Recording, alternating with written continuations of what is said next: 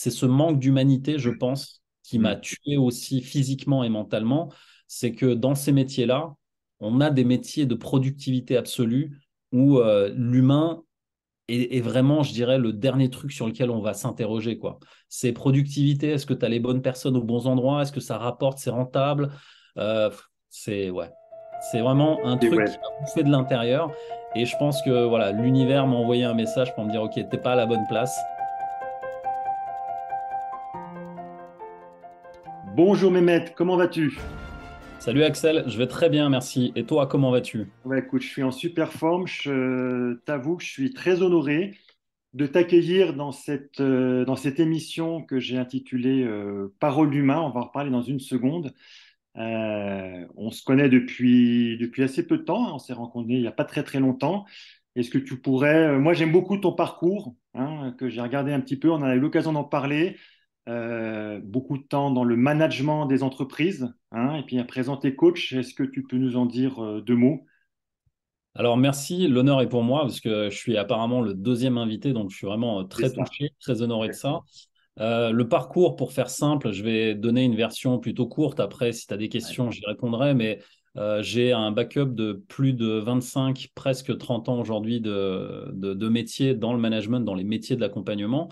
Et j'ai commencé, j'ai fait des groupes du CAC 40, donc je vais peut-être pas les citer ici, mais si tu veux, pour faire simple, j'étais cadre dirigeant, donc soit manager d'équipe, soit au début, tout début de ma carrière où j'étais chef de rayon. Et l'idée, c'est que le management a été vraiment pour moi le fil conducteur de ma vie. Je me suis rendu compte que finalement, toutes les personnes que j'accompagnais tout au long de ma vie, en fait, c'était des personnes que j'impactais sur leur façon de penser, leur façon de voir le métier. Je les transformais dans leur manière de penser aussi. Et c'est ça qui a été un peu le fil conducteur. Donc, j'ai fait ça pendant voilà, un peu plus de 20 ans. Et aujourd'hui, il y a 5 ans de ça, enfin, ça fait 5, 6 ans maintenant, je suis plus sur 6 ans, voire 7 ans. C'est en 2015, fin 2015, où j'ai finalement eu un accident de parcours. Le dernier poste que j'ai occupé, c'était un poste de directeur d'agence. Et en fait, j'avais un rythme de vie, mais tellement, comment dire, tellement intense que je partais le matin, je partais le matin à 6 heures, je revenais le soir, il était 21 h, 22 heures. Et en fait, c'est mon corps qui a envoyé un message et qui a lâché en fait et qui m'a dit stop, là on arrête. Et en fait, mon dernier métier et les métiers que j'ai occupés, c'était souvent des postes de directeur. Et quand tu es dans ces métiers-là, bah, il faut avouer que c'est des métiers très, comment dire, intenses et difficiles au niveau je dirais stress, gestion du stress, etc. Et j'avais développé en fait durant cette période-là un ulcère que j'ai pas eu l'occasion de traiter pendant 3 ans. Et l'ulcère en fait a mangé une partie de mon estomac et je me suis retrouvé avec une hémorragie interne aux urgences à l'hôpital. Donc ça a été un passage, je dirais, voilà, un aller-retour vers la mort.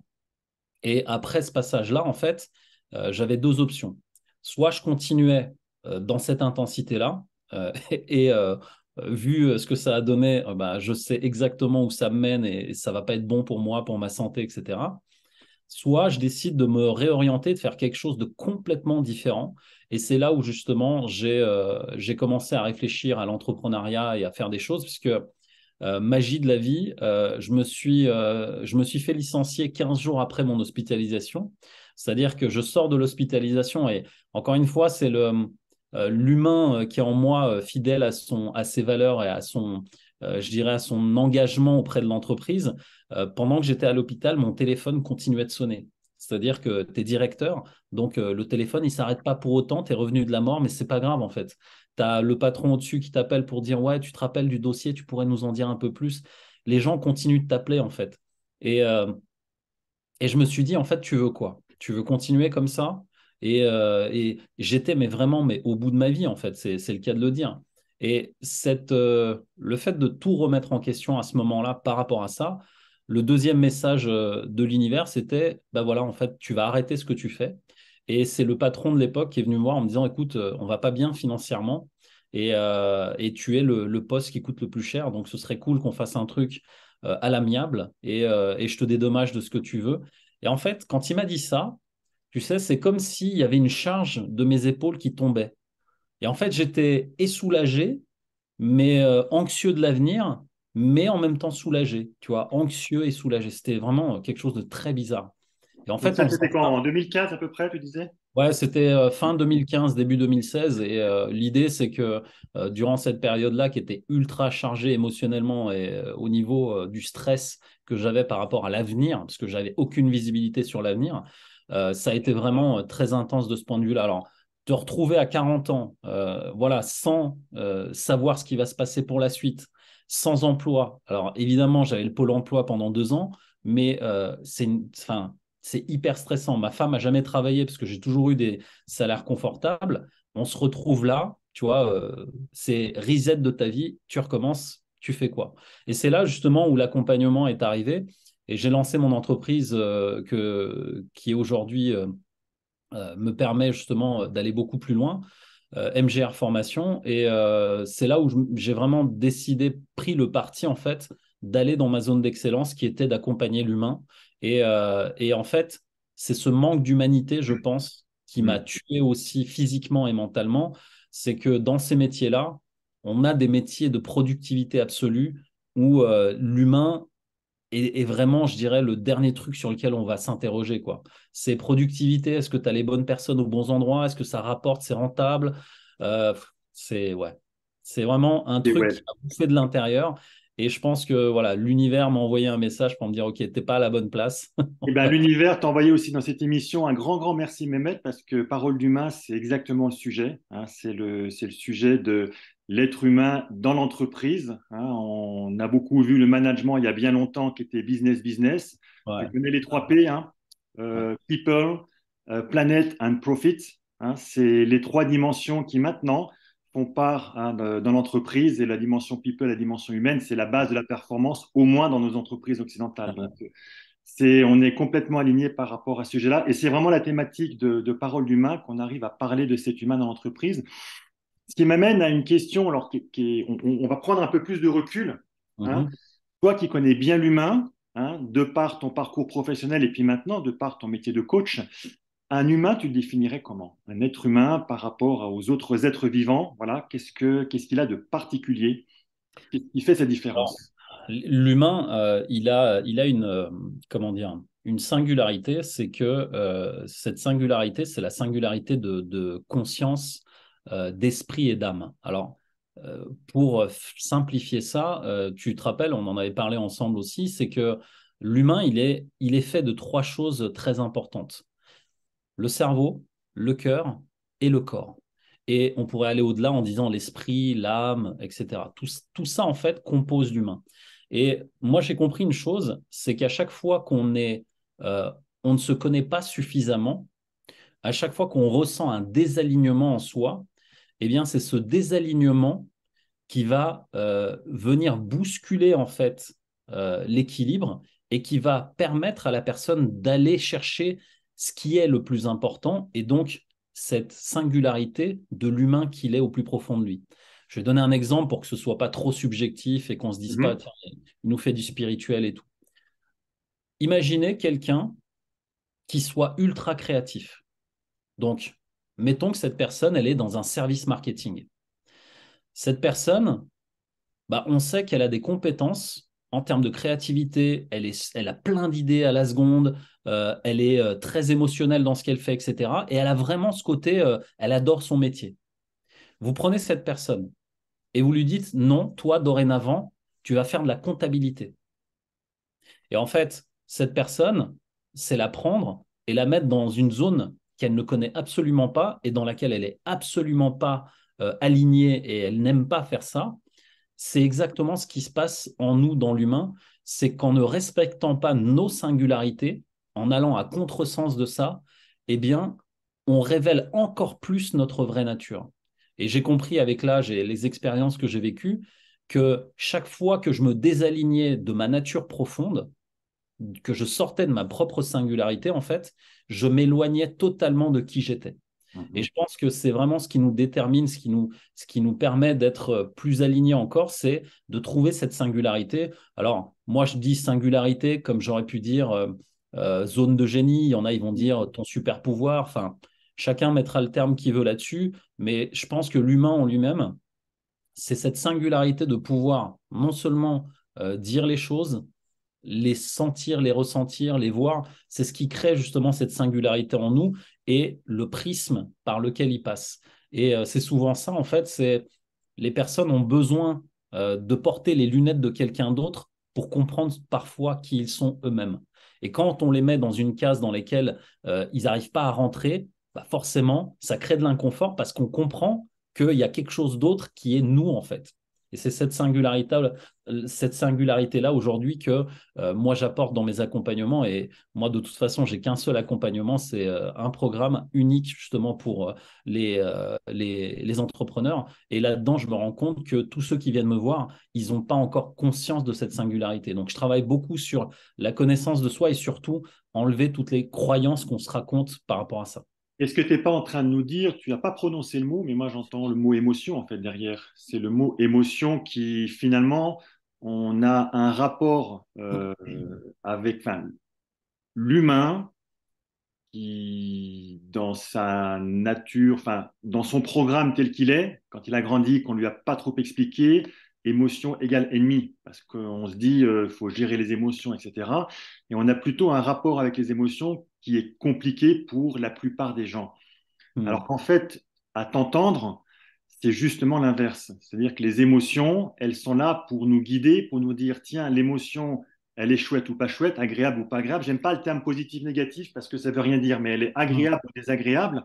Ouais. Et la notion d'agréabilité va dire que, ben, je reprends ton terme, on est aligné, donc entre notre soi profond, hein, donc les intestins, le cœur et la tête. Hein, j'essaie de reprendre ta thématique, donc il y a un certain alignement qui existe. Par contre, quand les émotions, bah, c'est un peu plus compliqué, c'est moins chouette, colère, peur, tristesse, hein, pour ne pas les nommer, bah, c'est un signe qui dit, ben, tu n'es peut-être pas forcément entièrement à ta place, il y a peut-être des choses à faire pour pouvoir réajuster. Enfin, c'est ce que j'entends à travers tes propos. Alors, l'idée, en fait, si tu veux, ça ne s'arrête pas qu'aux émotions, puisque ce serait réducteur de dire ça. Et oui, on est le mammifère vivant sur cette planète qui peut dire, euh, tu vois, j'ai jamais vu un animal sur Terre dire, se regarder dans le reflet d'un lac ou d'un miroir comme ça en disant, tiens, j'ai grossi, tu vois, et souffrir de ça. L'humain, il est capable de faire ça, en fait, parce que les animaux, ils ne se posent pas ce genre de questions. Donc, le pouvoir de conscience et d'avoir des émotions, oui, ça fait partie, si tu veux, des indicateurs, c'est-à-dire des signaux qui permettent à l'humain d'aller mieux, mais il n'y a pas que ça. Et en fait, si je parle de ces trois centres, parce que j'appelle ça des centres, le centre mental, le centre émotionnel et le centre interne, Ouais. c'est qu'en France, en fait, on est plutôt en France dans le centre mental, en grande majorité. Et j'aime pas les généralisations, mais on se rend compte que d'un pays à l'autre, il y a des pays, plus tu vas vers les pays chauds, plus les gens sont dans l'émotion, ils sont vivants, ils sourient, ils s'amusent, etc. Et plus tu vas vers des pays froids, c'est l'inverse en fait. Donc, l'idée, c'est qu'on a besoin d'un équilibre en fait dans les trois. Et de cet équilibre va naître justement cette conscience qui va nous amener finalement un alignement où dans lequel on va se sentir bien dans ce qu'on fait, dans ce qu'on dit, dans ce qu'on pense et dans ce qu'on ressent. Donc, il n'y a pas que les émotions. Et pour qu'il y ait un équilibre dans les trois centres, on doit se servir de ces trois centres. J'aime bien donner ce signe à tout le monde, c'est que cette phrase, je crois que je te l'ai dite aussi, c'est que l'équilibre dans nos vies se trouve à la croisée de nos opposés. Et en fait, quand tu regardes ce signe, c'est pas un signe de croix, mais quand tu regardes la pointe extrême de tes mains, à chaque extrême, en fait, il n'y a pas d'équilibre. L'équilibre, il se crée, en fait, quand tu es au milieu de ce sillon et ici, tu es très, très fort. Et c'est la même chose, en fait, en interne. Si on arrive à garder un équilibre dans nos centres sans être ni trop dans l'émotion, ni trop dans le mental et ni trop, justement, dans nos instincts primaires, bah, en fait, on arrive à rester connecté. Et quand je dis connecté, c'est connecté à nous-mêmes, à la personnalité, à ce qu'on est. On pourrait même aller au-delà, rentrer dans un côté ésotérique et se dire, en fait, on n'a pas besoin même d'être connecté à tout ça. On pourrait simplement être. Alors, il y a un gros débat dans le... j'accompagne souvent des coachs bien-être. Et en fait, Il y a un gros débat dans l'énergétique, le bien-être, il faut être, pas être. Oui, l'univers, nous ne sommes qu'un. Enfin, il y a un débat spirituel, je trouve, là-dedans, parce que j'écoute souvent les coachs qui parlent de ça. Et en fait, le simple fait d'être tel qu'on est ne veut pas dire avoir une totale absence de connexion au corps et à la matière. Ça veut simplement dire, vous êtes ici, vous êtes incarné par le corps que vous avez, mais vous avez une responsabilité dans la matière de vous servir des outils et de tout ce qu'on a mis à votre disposition. Et en fait, on part dans un truc un peu plus spirituel, mais dans cette idée-là, le corps humain comme la Terre garde en fait tout ce dont il a besoin et enlève et rejette tout ce dont il n'a pas besoin. Le corps humain est fait comme ça. Et en fait, on a toutes les solutions et tous les médicaments possibles de l'âme dont on a besoin, à condition d'accepter en fait tout ce qu'on a et tout ce qui est déjà présent. Alors là, on est parti dans un truc un peu plus spirituel, mais c'est pas totalement en désaccord avec ce qu'on va dire. L'humain, en fait, a besoin de tout ça. Il ne peut pas juste être binaire et dire j'ai besoin que du mental, je fais que du mental, du mental, du mental. C'est une étude sur LinkedIn en 2000, si je ne dis pas de bêtises, c'était en 2019 ou 20, je crois, il y a 2, 3 ans de ça, une statistique qui disait aujourd'hui, alors il parlait des millennials, tu sais, Mhm. les jeunes vraiment de cette génération-là, des années 2010-2020. Et en fait, ils expliquaient que dans ce sondage, ils avaient fait un espèce de sondage où ils disaient que 77% des personnes étaient prêtes à rester dans l'entreprise si l'ambiance est bonne. Mhm. L'ambiance, c'est quelque chose de très subjectif. Mhm. Parce que ça veut dire quoi, en fait, une bonne ambiance? Ça veut dire un endroit où je me sens valorisé, un endroit où on va reconnaître l'humain que je suis, un endroit qui va me donner du sens et de la motivation dans ce que je fais. Donc, si on part du principe que un travail et l'entreprise, en fait, au sens large, bah, puissent amener ces 3 facteurs-là, les personnes sont prêtes déjà à se donner à fond dans ce qu'elles font. Et j'aime bien l'exemple, alors il a fait beaucoup de polémiques là actuellement, mais j'aime bien l'exemple de Elon Musk qui a dit très récemment, il y a quelques semaines de ça, que les ouvriers américains devraient bosser comme les ouvriers chinois. Et en fait, il a fait une grosse polémique là-dessus parce que pour lui, c'est normal de dormir dans son entreprise. Il a un bureau, il dort au bureau en fait. Et comme le mec, il dort 4 heures par nuit, en fait, pour lui, ce serait normal d'être aussi impliqué dans l'entreprise. Mais regarde ceux qui travaillent avec lui, c'est des gens qui sont prêts à en faire plus parce qu'ils voient le sens de ce qu'amène Elon Musk. Il dit, je vais vous emmener sur Mars. Il dit, on va faire des voitures électriques hors du commun. Et en fait, quand tu as un leader à la base qui donne du sens au travail que tu exécutes, là oui, l'humain, il a envie de s'engager, il a envie d'aller au bout des choses, tu vois. Et encore une fois, on revient sur le sens des choses. Est-ce qu'une entreprise, quand tu es au service d'une entreprise, est-ce qu'elle te donne ce sens-là? Est-ce qu'elle te donne, tu vois, cette envie de t'engager avec elle, en fait? Et ça, aujourd'hui, bah, c'est tout ce qu'on voit sur LinkedIn. C'est le QVT, qualité de vie au travail.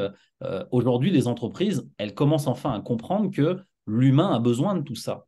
Et quand tu enlèves tout ça à l'humain, bah, le taux d'arrêt maladie explose, l'absentéisme aussi. Les gens, ils se cassent plus la tête pour ton entreprise, ils se disent de toute façon, si je me fais virer, j'irai voir ailleurs. Et en plus, le Covid a prouvé que rien n'était, tu sais, pérenne, même dans les plus grosses boîtes. Ici, on l'a vu dans les plus grosses entreprises du CAC 40. Donc, aujourd'hui, on a en fait ce besoin, je pense, de revenir à des choses assez simples comme les valeurs. Voilà, les valeurs comme l'esprit d'équipe, le partage, tu vois, des choses assez simples, mais qui nourrissent énormément l'humain en lui-même. Et quand tu fais ça, bah en fait, tu as une entreprise performante dans laquelle tes salariés sont, ils sont engagés à venir au travail et engagés à faire progresser l'entreprise.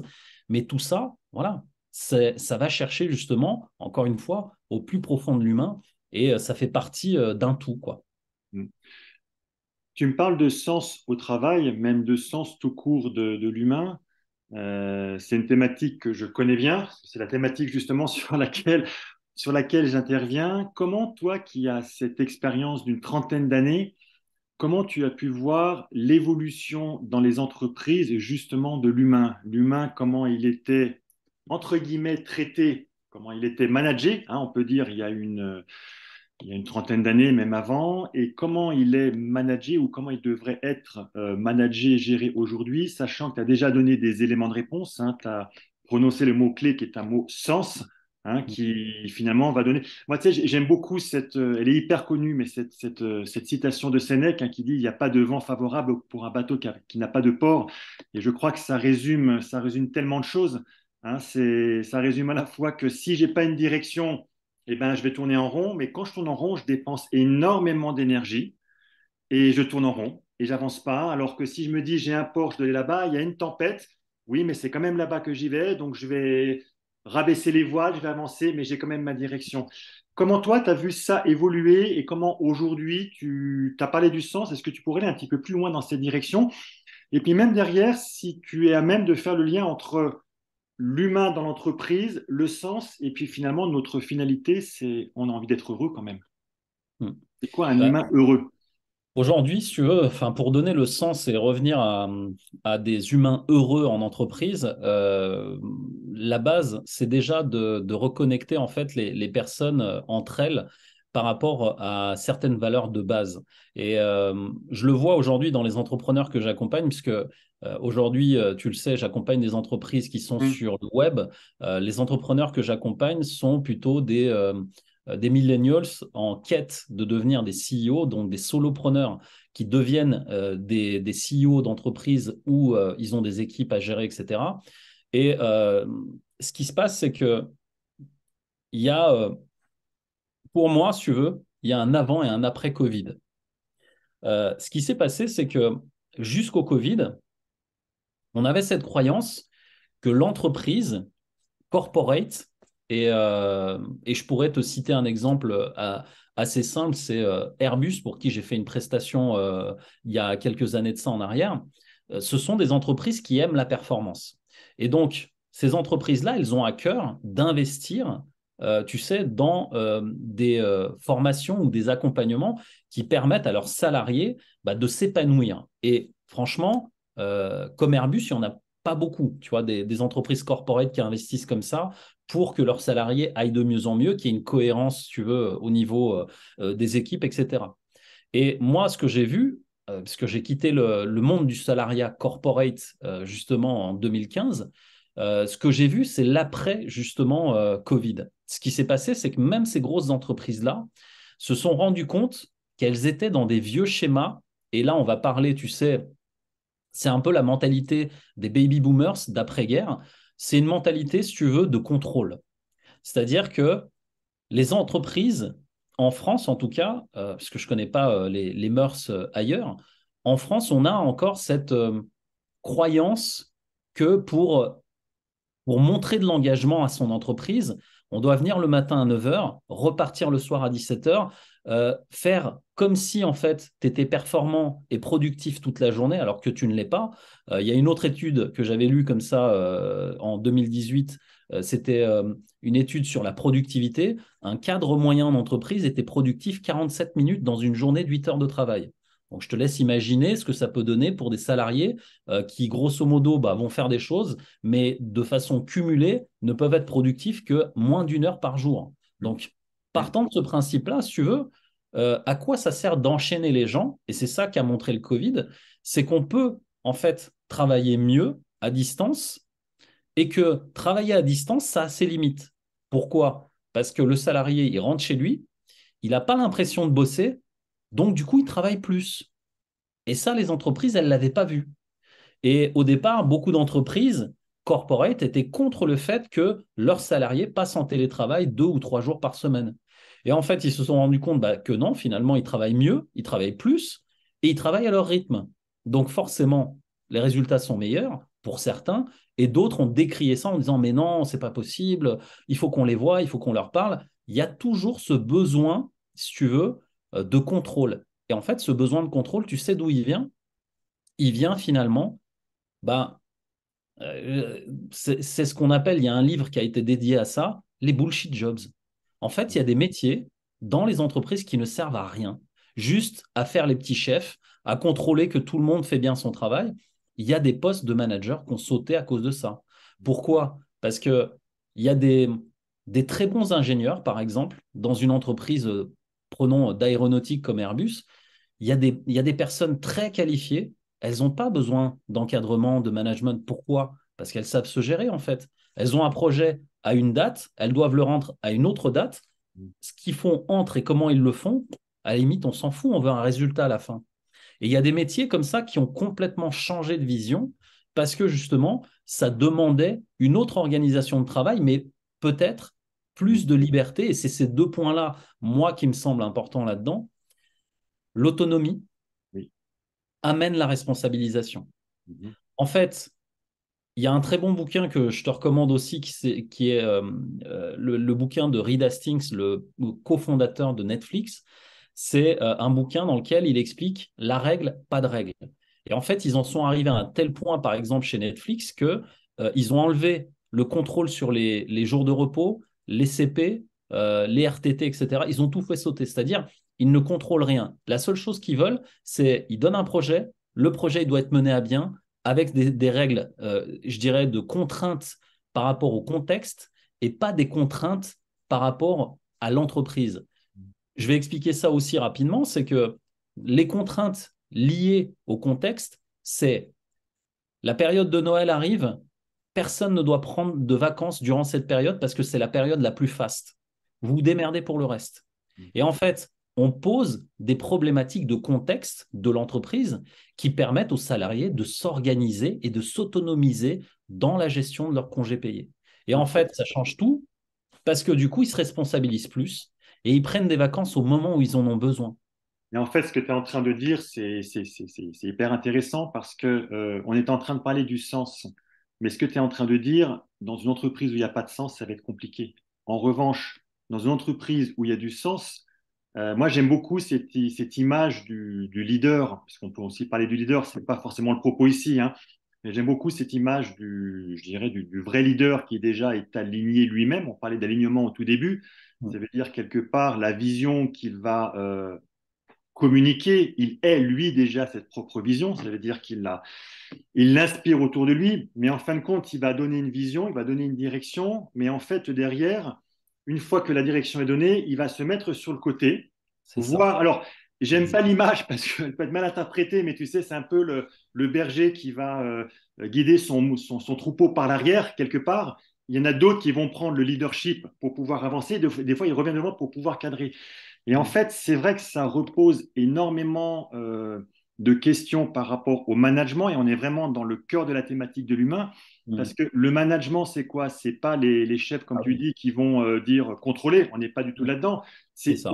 C'est bien au contraire de dire je vais donner l'autonomie, la motivation, du sens à une entreprise pour un salarié ou même un manager, hein, pour qu'il Mm. dise je vais dedans et en même temps, on n'a plus besoin de leur dire quoi faire. La seule Ouais. chose, c'est que ce leader, il va dire, tu sais pas faire, tu sais le savoir-être, tu sais, tu as la motivation, tu as l'envie pour y aller, tu sais pas faire, entre guillemets, c'est presque pas grave. Tu as envie, on va te former, on va t'accompagner pour que tu montes en compétences pour avancer.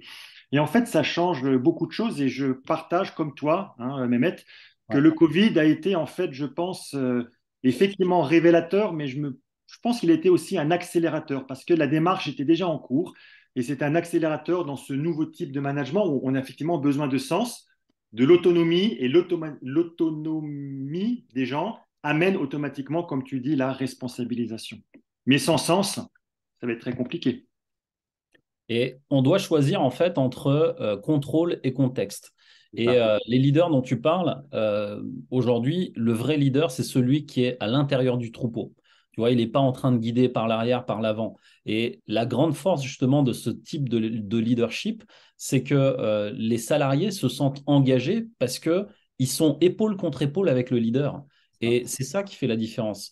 Et quand on sort de tous ces contrôles qu'on a mis comme ça, contrôle sur les congés payés, contrôle sur les allées et venues, à quelle heure il est arrivé, à quelle heure il est parti. Putain, mais c'est des adultes que tu as en face de toi, en fait. Si l'objectif, alors, ce que je dis là, c'est applicable dans des entreprises qui sont, par exemple, dans des phases de construction, c'est-à-dire plutôt marketing, plutôt créative. Si tu as une usine à faire tourner, bien évidemment que les règles sont différentes. Tu vois ce que je veux dire? C'est-à-dire que, encore une fois, c'est le contexte de l'entreprise qui détermine, je dirais, le niveau d'autonomie que tu vas donner à tes salariés. Et en fait, moi, ce que je vois dans les entrepreneurs que j'accompagne aujourd'hui sur le web, aujourd'hui, tout ça a shifté depuis le Covid. C'est qu'aujourd'hui, on peut travailler en remote, donc en télétravail, depuis n'importe où dans le monde. Et ça, franchement, des entreprises performantes comme Airbus, comme je les ai citées, eux, aujourd'hui, c'est ce qu'ils font partout dans le monde. Et l'idée, c'est que quand tu as cette capacité de faire travailler, de faire collaborer des gens de partout dans la planète, mais sur un objectif commun, c'est que tu as déjà compris que cette agilité entrepreneuriale permet la performance. Et aujourd'hui, ben, les entrepreneurs que j'accompagne actuellement, ils ont des salariés un peu partout en France, à l'étranger, et ça ne les empêche pas de faire des centaines de millions d'euros derrière. Et l'idée, c'est que si on arrive à autonomiser en donnant du sens, bah, c'est là que la performance apparaît, puisqu'on sort du contrôle, des contrôles, justement, comme je le disais tout à l'heure, qui créent des bullshit jobs. On est obligé de mettre des managers pour contrôler les salariés. Mais qui va contrôler les managers? Et dans ce cas-là, tu mets un contrôleur du contrôlé et le contrôleur qui contrôle ceux qui contrôlent. Bon, c'est compliqué, mais grosso modo, ça évite d'avoir des petits chefs qui sont là en mode est-ce que vous avez bien fait le travail, pas fait le travail? Et c'est surtout, comme je le dis depuis le début, le contexte de l'entreprise qui va donner le niveau d'autonomie. Si vous avez une usine à faire tourner, vous savez très bien que vos salariés doivent venir à 8 heures, faire leurs 8 heures de production pour être sûr que l'usine, elle tourne. Donc là, il n'y a pas de question à se poser. L'autonomie, elle est en relation avec la production et c'est le contexte qui donne ça en fait. Mais quand vous avez des entreprises qui sont dans le marketing, qui sont dans la créativité, où un projet doit sortir, mais en fait, on se fout de savoir si c'est de 8 heures à midi le matin ou de... Tu vois, c'est le contexte, encore une fois, qui va donner le niveau d'autonomie à la personne pour dire, OK, tu as une date de création, le début du projet, c'est là, la fin du projet, c'est là, tu te démerdes pour l'amener à ce moment-là. Et en fait, quand vous laissez ce niveau d'autonomie aux salariés, ils s'impliquent 2 fois plus. Et ça, je le vois dans les personnes que j'accompagne aujourd'hui. Ok. De ton expérience, comment tu vois ce shift? Parce que là, on est vraiment dans un moment, on est en 2022, on est vraiment dans une transition. Ça veut dire qu'il y avait quelque part le management d'avant. Tu me donneras ton avis par rapport à ça. Il y a ce vers quoi, ce que tu décris, dans lequel on va, mais on est un petit peu entre les deux, hein. Toutes les entreprises ne sont pas comme ça. Comment tu Ouais. vois ce mouvement? Donc, il y a une dynamique, hein, qui est créée, mais est-ce qu'il y a encore beaucoup de résistance? Comment tu pourrais dire, décrire un petit peu cette transition? Est-ce que déjà tu es OK avec le fait qu'on est dans une transition ou... Bah, écoute, suivant les entreprises et le domaine d'activité, je dirais que cette transition, depuis le Covid, elle a été impulsée déjà. Et aujourd'hui, même les entreprises, les plus grosses entreprises corporate, sauf encore, tu sais, toutes les entreprises en physique, là, je parle, tu sais, des hypermarchés, il y a des métiers qui vont rester, je dirais, tels quels. Les métiers de l'artisanat où on crée des choses, c'est-à-dire les boulangers, etc. Tous ces métiers-là, je pense que ils ont encore un certain avenir. Mais aujourd'hui, on sait, avec la mécanisation, la digitalisation et tout ce qui se passe aujourd'hui, on sait qu'il y a beaucoup de métiers, et ça, je ne pense pas me tromper en disant ça aujourd'hui, il y a à peu près 75 à 80% des métiers de la restauration qui vont disparaître. Aujourd'hui, un des précurseurs de ça, c'est McDo. Regardez ce que fait McDo. Vous allez chez McDo aujourd'hui, vous passez vos commandes sur une borne et quand vous rentrez, en fait, vous n'avez plus d'interaction avec la caissière. Et la caissière avant était une source d'erreurs et de perte de chiffre d'affaires parce qu'elle se trompait dans les commandes, elle se trompait en fait dans les quantités, dans plein de facteurs variables qui ont été enlevés par McDo parce qu'ils ont remis la responsabilité sur le client qui est responsable de passer sa commande. Et s'il se trompe, il peut s'en vouloir qu'à lui-même. Et en fait, on va de plus en plus vers ce genre de système, vers une sorte de déshumanisation, pardon, je n'ai pas réussi à le dire en une fois. Et en fait, ce qui se passe, c'est que pour la productivité des entreprises, c'est génial. Mais aujourd'hui, le fait d'enlever cette partie-là va faire que 75% des métiers de la restauration vont disparaître parce que tout va être automatisé. Et ça, d'ici 2025-2030, puisque je m'informe beaucoup justement sur l'état et l'avancement, si tu veux, des entreprises pour les années à venir. Et beaucoup de métiers de l'avenir qui vont être encore des métiers qu'on ne connaît pas et peut-être il y a des métiers qui vont se créer, ben, c'est d'avoir justement cette agilité-là. Et je pense que ça va être la qualité première de toutes les entreprises. Toutes les entreprises devront avoir de l'agilité et donc des équipes agiles pour pouvoir s'adapter au changement. Et en fait, cette transition, oui, on est en plein dedans actuellement, mais elle a encore du mal à accélérer en France, alors que d'autres pays comme les États-Unis, la Chine, qui est déjà bien devant en termes de technologie, ils ont déjà impulsé ça et on est en train de suivre le mouvement, mais beaucoup plus lentement, parce qu'on tient encore à nos vieux systèmes, je dirais, d'entreprise comme on les connaît à l'ancienne.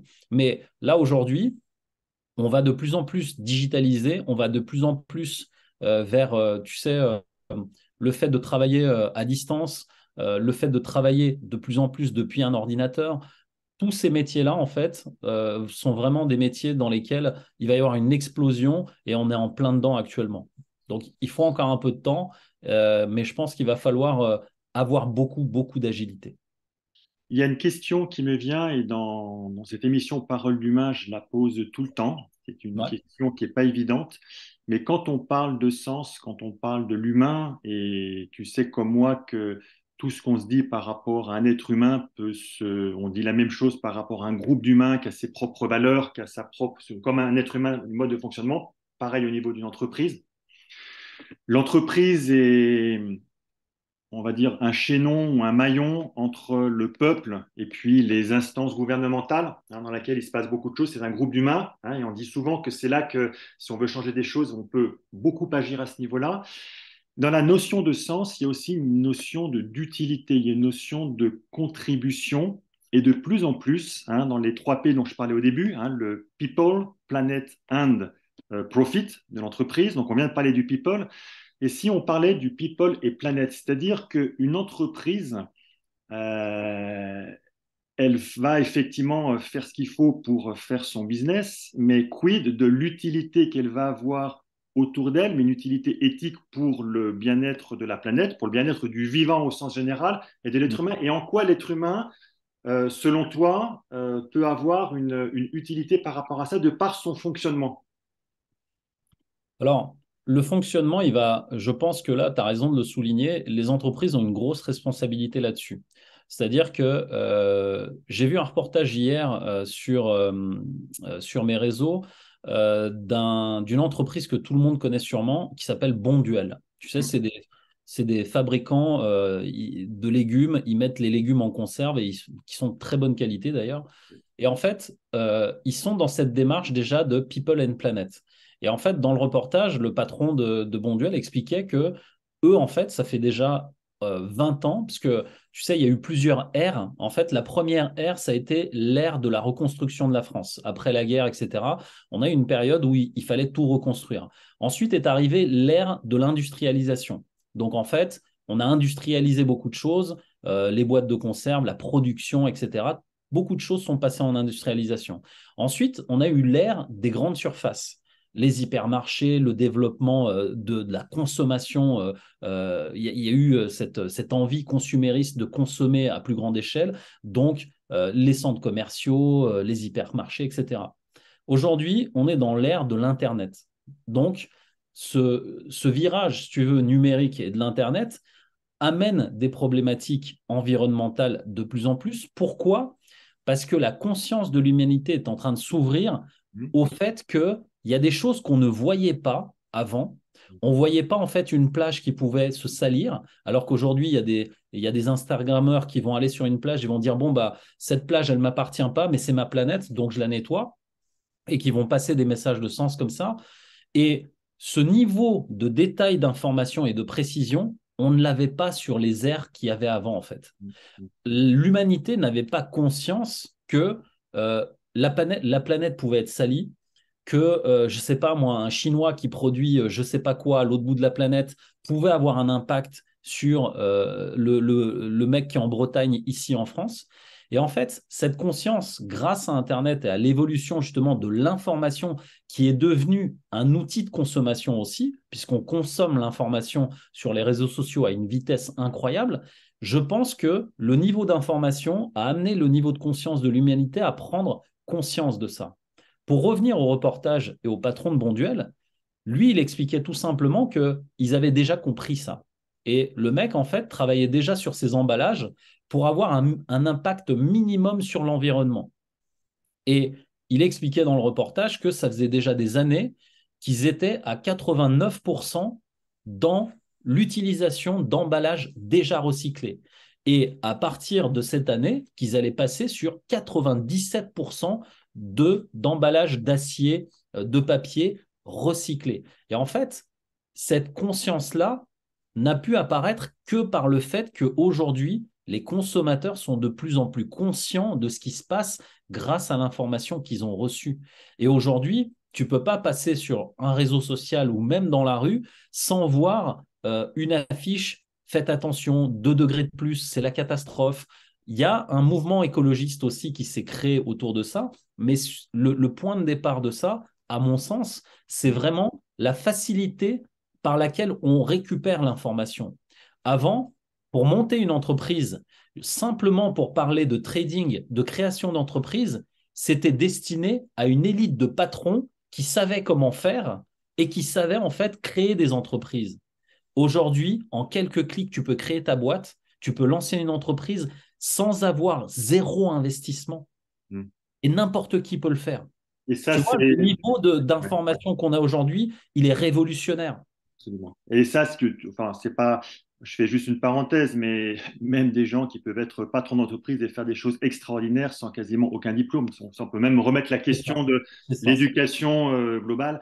Mais j'aime bien ce que tu dis parce qu'en fait, l'ère d'Internet amène l'ère de la communication hein, au sens très très large. On parlait de mondialisation de la communication et donc de l'information.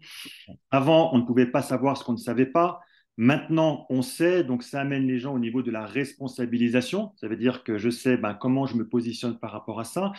Et en fait, derrière la question au niveau du sens par rapport aux entreprises, de ce que je comprends, et j'aimerais avoir ton avis là-dessus, hein, puis après je te poserai encore une question pour pouvoir terminer l'émission, c'est cette notion de sens, il y a vraiment l'être humain pour le fait d'être heureux. Hein, tu vois, quand je dis ça, je m'appuie sur. Tu dois la connaître, elle s'appelle comment? C'est une infirmière australienne qui avait travaillé, je ne sais plus comment elle s'appelle, qui avait travaillé auprès des personnes qui étaient en fin de vie Hmm.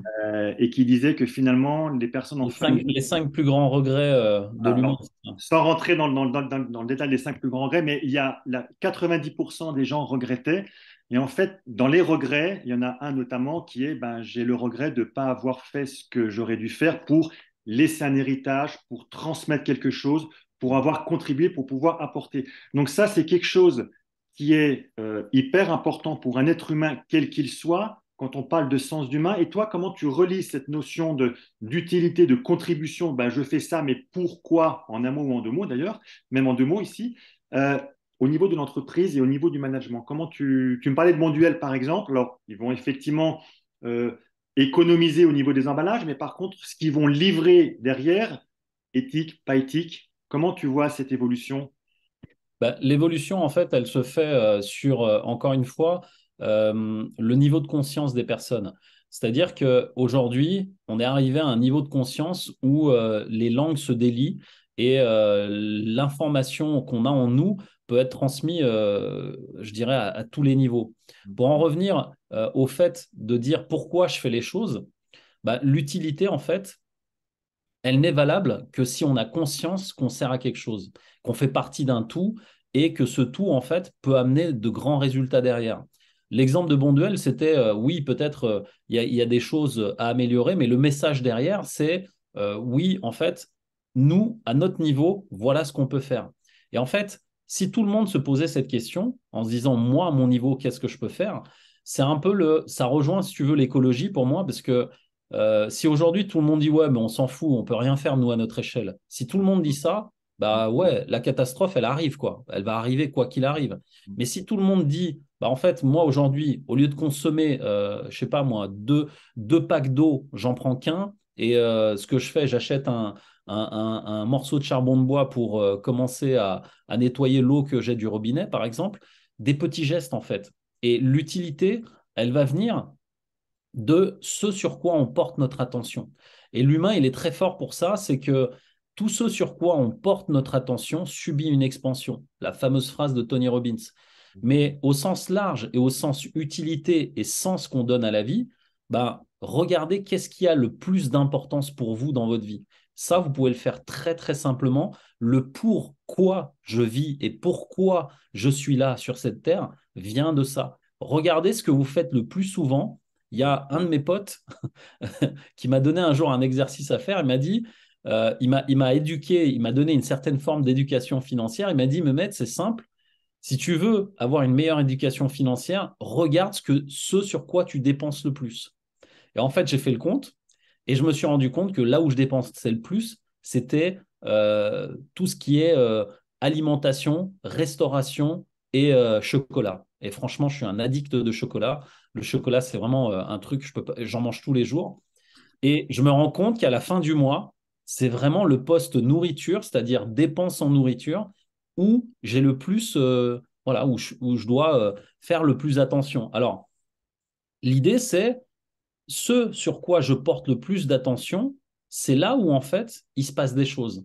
Donc pour savoir sur quoi tu portes ton attention, regarde ce que tu fais au quotidien, regarde en fait ce qui a du sens pour toi, et à partir de ça, tu pourras certainement déjà avoir des premières pistes et aussi des pistes d'amélioration, de savoir de te dire bah, finalement, si je fais un peu moins de ça, qu'est-ce qui se passe? Quels sont les avantages et les inconvénients de faire ça plus ou moins? Et à partir de là, déjà, avoir le sens de ce qu'on fait par rapport à ces actions quotidiennes va remettre au centre le fait de regarder ce qui a de l'importance pour soi. Et j'en reviendrai, je pense, aux valeurs encore une fois. Le plus important pour moi, et ça, ma femme, elle l'a compris, c'est la liberté. Mais à côté de cette liberté, je ne me vois pas libre sans ma famille. Et en fait, toutes les actions que je mets en place aujourd'hui, elles vont dans cette direction-là. C'est-à-dire, tout ce que je fais aujourd'hui me libère ou m'emprisonne. Et est-ce que ma famille, elle est heureuse dans cette liberté avec moi ou pas? Et déjà, si tu as juste ça, tu fais un petit inventaire de tes valeurs pour voir justement qu'est-ce qui a vraiment de l'importance dans ta vie. Tu sauras trouver ensuite ce sur quoi tu portes le plus d'attention. Et souvent, c'est les valeurs et les croyances qu'on a par rapport à notre vie qui donnent le fil conducteur de nos actions. Ce que tu es en train de nous dire, Mehmet, et on va conclure par rapport à ça, ce que tu es en train de nous dire, c'est que si on revient dans le domaine de l'entreprise par rapport à cette notion de sens et cette notion de contribution, c'est au management de mettre le focus au bon endroit pour que là où on va mettre son attention, il va y avoir de l'expansion, hein. Je reprends ce que tu disais tout à l'heure. C'est ça. Donc, c'est une certaine éducation, je ne sais pas si c'est le bon terme, en tous les cas, de nos prises de conscience, en tous les cas, responsabilisation pour sûr, hein, de nos entreprises et très vraisemblablement qu'en fonctionnant, en agissant plutôt de cette sorte, ça va certainement donner du sens aussi pour les humains, les salariés qui sont dans l'entreprise, parce qu'eux aussi, ils ont besoin de ça, d'être tirés par une entreprise qui fait quelque chose qui soit chouette aussi dans Mm. sa place qu'elle va avoir en tant que telle. C'est ça.